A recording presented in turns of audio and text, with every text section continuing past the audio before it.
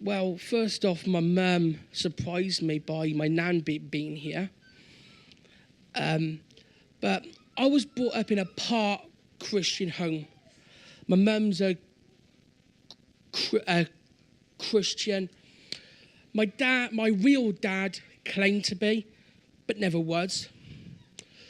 I grew up in a household that a father showing love was giving his cash and then giving you a slap about. So quickly going on, in the third year, I was bullied in school right up until year 9, until the one day I decided, let's fight back. And I realised that I could fight, and that's where things went downhill. I quickly became a nasty piece of work. Throughout my life, my favourite pastime used to be hurting people, to the point I remember the one New Year's Eve I was asked, what's your New Year's resolution?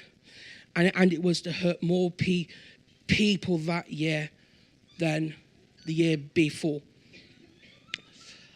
And then in 2005, Mum and Dad split up. And I'd got into a life of drugs, alcohol, fighting. And I promised my mum that I would stop all that. I didn't.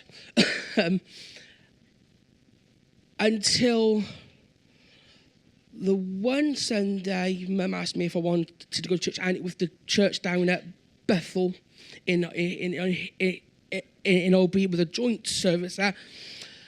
And for some reason, God structured my family all around me. My mum was behind me, my cousins were to the side, I had family in front, so I couldn't get out. And then that week, I remember Mum coming home to find me with her Bible out. And she was like, it was a Friday night, I wasn't at work, and something woke me up, and I went downstairs. I opened my mum's Bible there, and the first scripture it came out to was John 3:16. And I got on my knees and I said, God, if there's a God, save me, because I'm going to end up dead all inside for a very long time. So I gave my life to God. Over the course of 2005, I couldn't really relate to God being a father that loved me, because I'd never had that. Until my mum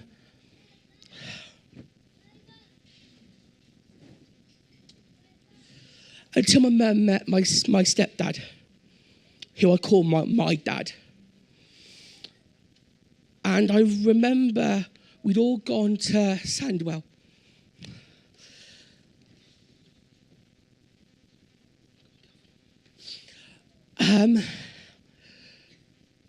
And me and Dad were messing about.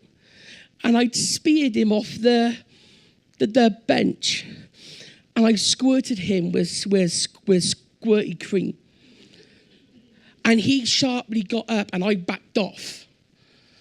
And Mum had to explain to him why I'd backed off. But it's because of my dad that I know what a real dad's meant to be like. I moved to Gloucester in 2010. And I really hated my real dad. I would have stabbed him as much as looked at him. And Andy Hunston who is my father in the faith. He worked with me for 4 years and got me to a point where I could forgive my dad, to the point that me and my dad speak now. Me and my dad get on like a house on fire.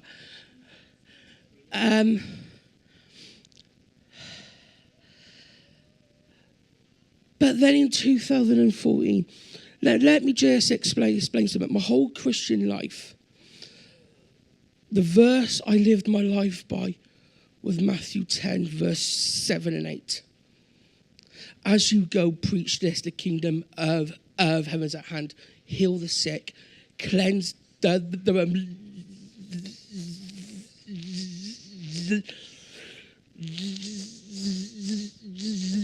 you know it.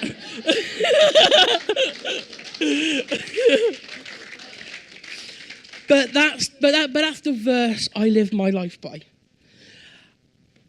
And then my auntie got diagnosed with cancer. And I believed with all my heart that God was going to heal her. And then in 2014, she died. And I said, God, screw you. I said, everything I've believed is crap. I'm gone. Bye-bye. And I slowly became that guy I didn't like again. My language was terrible. I'd managed to get a quite successful YouTube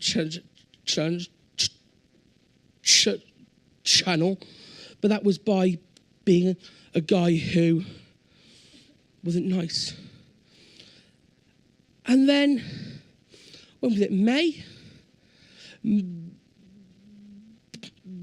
Mother's Day. I shocked my mum. I said to my uncle, I said, let's go to mum's church. And I suppose then she walked in, has hell frozen over. And you know what? I stood out the front and vaped. My sister had a fag. And not one person looked at me as much as say, you shouldn't be doing that. That's bad for you. And I just left it. And then something started grabbing hold of me. Now, I'm not going to lie to you. A big part of me coming back to church was the fact that I got a nice Sunday roast.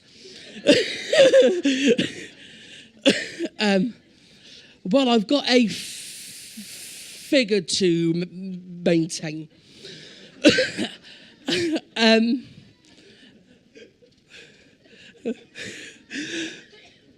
But I started coming back to church, and God really grabbed hold of me. To the point I said, oh, okay, God, I don't know what's what, but let's give this a go. Shall we? And you know what? I love it here. I love this church. And I love you guys. But that's it, basically.